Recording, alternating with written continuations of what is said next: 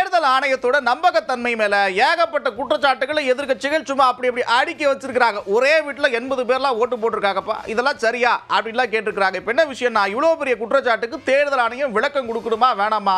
நம்ம ஓட்டெல்லாம் திருடுறாங்களே அப்படின்னு ஒரு குற்றச்சாட்டை வைக்கிறாங்க. இதெல்லாம் சரிதானா? உண்மையிலே ஓட்டு திருடப்படுதா? நீங்க என்ன நினைக்கிறீங்க இதை பத்தி அப்படின்னு மக்கள் கிட்ட கேட்டிருக்கோம். மக்கள் பலவிதமான கருத்துக்களை சொல்லியிருக்கிறாங்க. பாப்போமா? அதே ராகுல் காந்தி சொல்றதும் உண்மையானதுதான். எதிர்கட்சியினோட குற்றச்சாட்டு உண்மையிலே இப்போதைக்கு அக்கறை தாங்க. ஒரு எதிர்க்கட்சி தலைவர் அவருக்கு உண்டான ஒரு சில ஆதாரங்களை கொடுத்து அவர் தன்னுடைய குற்றச்சாட்டுகளை சொல்லியிருக்காரு. அதுக்கு நிச்சயமா தேர்தல் ஆணையம் பதில் சொல்லணும். 18 வயசுக்கு மேலே போனீங்க கேள்வி கேட்பாங்க. ஓட்டு பதிவு பண்ணாங்களா, அதுக்கு உண்டான பதில் உங்க கொடுத்தாகணும். கொடுக்கலன்னா அது என்ன அர்த்தம்?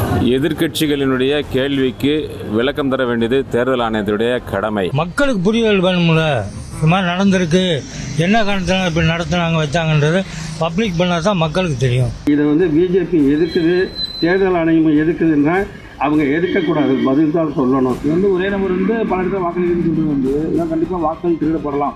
ஓட்டு போகிற எல்லாரும் உரிமை, அந்த உரிமையை நம்ம விட்டு கொடுக்க கூடாது. ஒரு வாக்காளர் வாக்களிக்கிறது உள்ள போகும்போதே 5 பேர் வரிசையா இருக்கிறாங்க. பேர் செக் பண்றாங்க, போட்டோ பாக்குறாங்க, ஐடென்டி கார்டு கேட்கறாங்க. ஏன்னா ஓட்டு திருடுறாங்களா இல்லையான்றத தேர்தல் கமிஷனை தானே சொல்லணும்.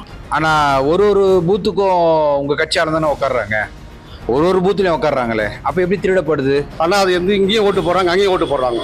தேர்தல் ஆணையம் இதை கண்டுபிடிச்சு சரியான உரிய நடவடிக்கை எடுக்கணும். மக்களால் நடத்தப்படக்கூடிய அரசாங்கத்தில் வாக்கு தான் மிகப்பெரிய ஒரு அஸ்திரம். அந்த அஸ்திரத்தை தவறாக யாரும் பயன்படுத்தக்கூடாதுன்றதான் வாக்குரிமையை கொடுத்துருக்காங்க. 5 வருஷம் 10 வருஷம்ன்றது தொய்ந்து அவர் செவிச்சுட்டு வராரு.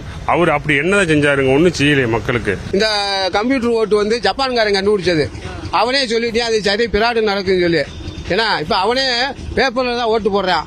இதே பேப்பரில் போட சொல்லுங்க, ரீடிங் பாருங்க. முதல்ல காங்கிரஸ் ரீடிங் போய்கிட்டே இருக்கும், 90 இடம் போகும் எலெக்ஷன் வந்தா.